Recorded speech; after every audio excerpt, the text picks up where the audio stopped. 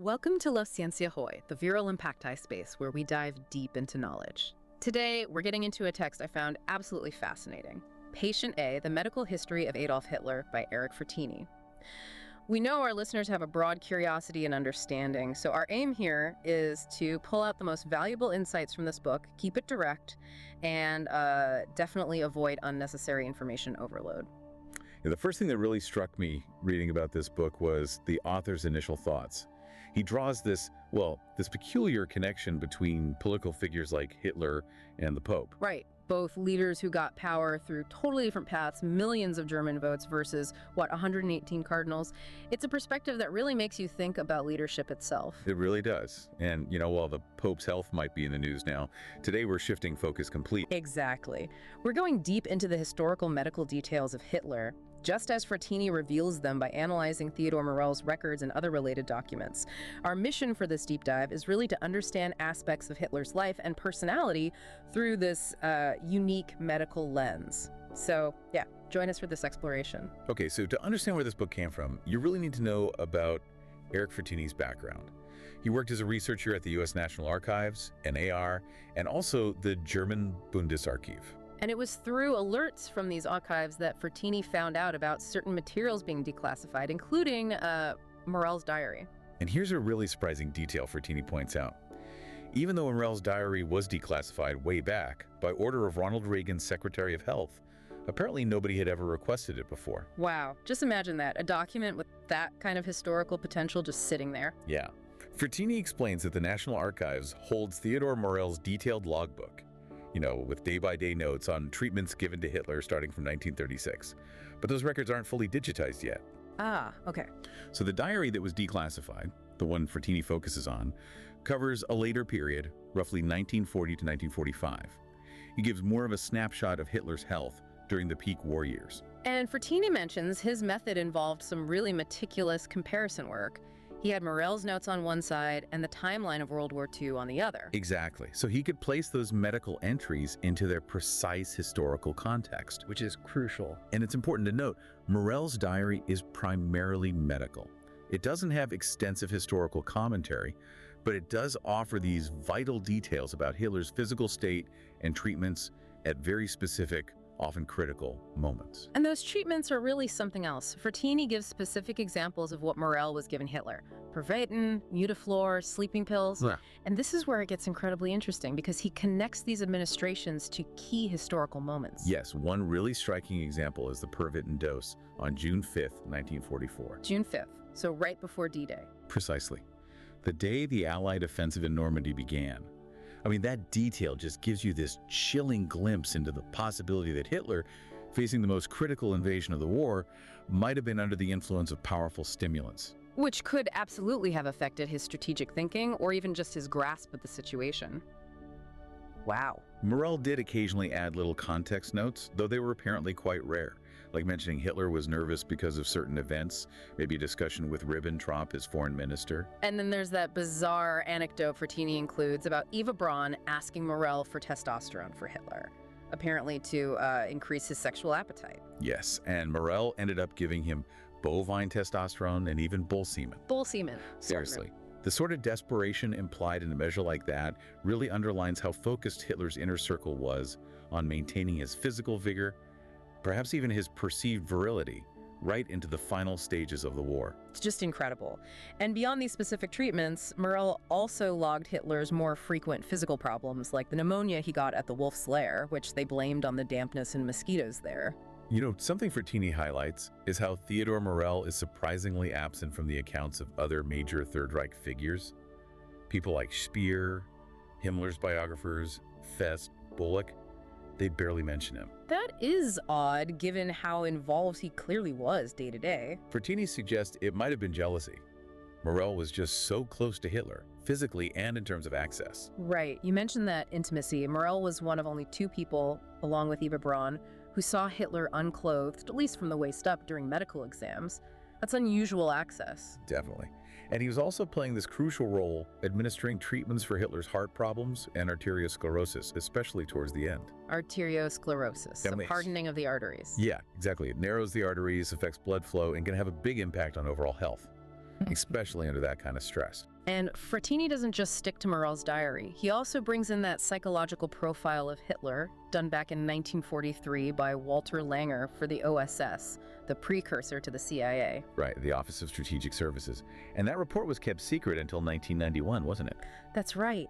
And what's fascinating is how accurate Langer's predictions were. He anticipated Hitler's likely suicide, didn't he? And also the possibility of assassination attempts from within his own circle. Which, as we know, foreshadowed the Operation Valkyrie plot in July 1944. Makes you wonder what Langer saw, what patterns he identified back then. Morell's diary actually mentions that attempt very briefly, just notes, attempt on Führer. Very concise. But after that date, Morell starts noting more health issues for Hitler. Hearing problems, back pain. Though interestingly, the tremors he'd been suffering apparently stopped for a while after the explosion. Strange. And then later you get descriptions like Guderian's after the war, painting this picture of a physically broken Hitler stooped posture, drooling. Yeah, a stark contrast to the sort of mythic, powerful image created by Leni Riefenstahl's films. Fratini also mentions a CIC report, that's the U.S. Counterintelligence Corps, from '46. They interviewed Hitler's doctors about his illnesses and surgeries, like having a polyp removed from his larynx in the late 30s. So when Fratini tackles Hitler's personality, he really explores these multiple facets and potential explanations. Langer's theory, or maybe it was more a suggestion, of multiple personality disorder gets mentioned, contrasting the hypochondriac Hitler with the invincible Führer. But Fratini pushes back on that a bit, doesn't he? He does. He argues that Hitler was actually quite adept at separating his private and public life. Not openly marrying Eva Braun for a long time, keeping her out of the public eye initially for political reasons. That suggests a level of conscious control, not necessarily fragmentation. That's a good point. So does Fratini offer a different take on what drove Hitler's behavior beyond just dismissing him as crazy? He highlights the contradictions. The anecdotes show these different sides.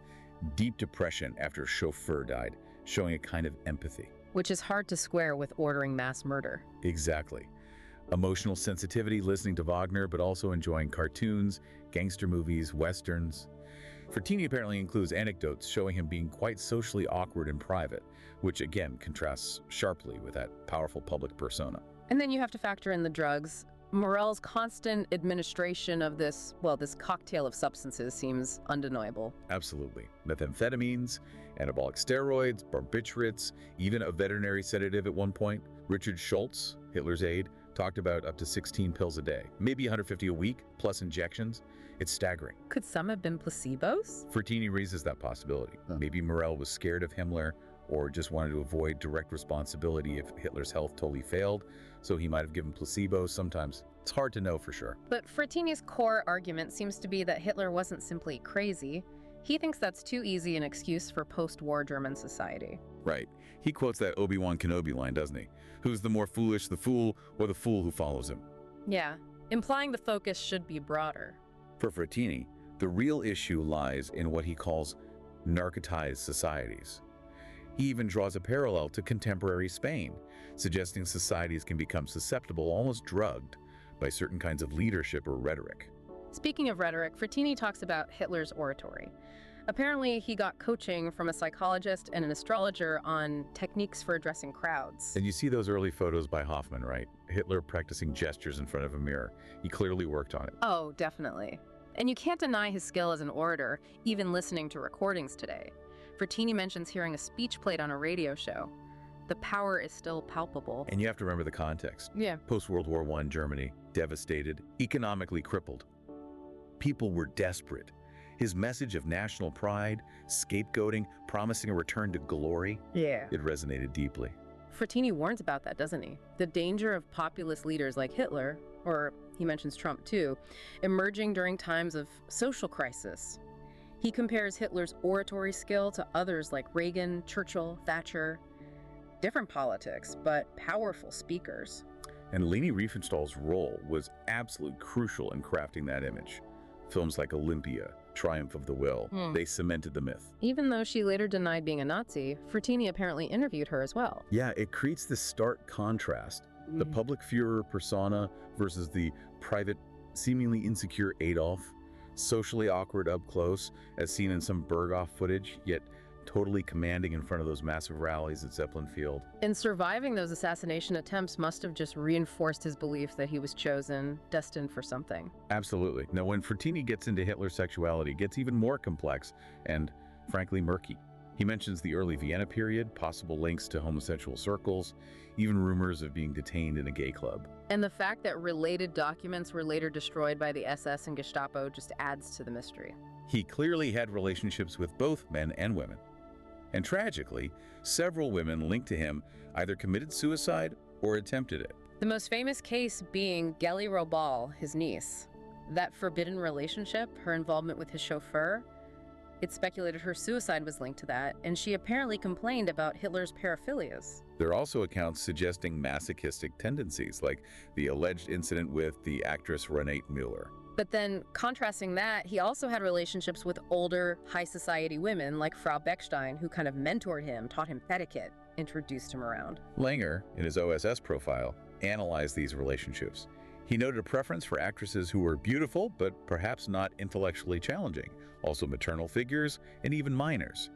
Langer linked this to a possible Oedipus complex, stemming from witnessing his father abusing his mother. It's just layer upon layer of complexity, and then the paradox of him protecting the Jewish doctor who had treated his mother for cancer. Exactly. How do you reconcile that personal loyalty, or maybe gratitude, with overseeing the Holocaust? Or the capacity for affection towards his dog, Blondie, or his chauffeur, alongside such unimaginable cruelty? And the whole issue of homosexuality within the Third Reich itself is contradictory. Officially condemned, persecuted. Yet you had high-ranking figures who were known to be homosexual, like Ernst Röhm, the leader of the SA, before the Night of the Long Knives, or the head of the Hitler Youth. Fratini mentions the forced marriage of Hoffman's daughter to him. Baffling. So moving towards the end, Fratini tackles the ongoing debate about Hitler's death in the bunker. Right. The standard account, largely based on Hugh Trevor Roper's book The Last Days of Hitler, has been questioned because it relied heavily on secondhand information gathered quickly after the war. And there are those persistent alternative theories. Hannah Reich, the pilot, claiming she flew Hitler and Eva Braun out of Berlin. Or the U-boat escape stories to Argentina, the U-530 or U-977, with claims about someone named Heinz Schaffer landing there. These stories pop up again and again. Even top Allied commanders had doubts initially. Eisenhower, Montgomery. They weren't immediately convinced about the bunker suicide. And Stalin made contradictory statements about it too. The official Soviet account, which Fratini says he published the relevant document for, is that they found the bodies, secretly buried them in Magdeburg, East Germany. And then dug them up again in 1970 under orders from Yuri Andropov, who later led the KGB in the Soviet Union, cremated them and scattered the ashes. Yes. So after all his research, weighing the evidence, where does Fratini stand on the bunker suicide?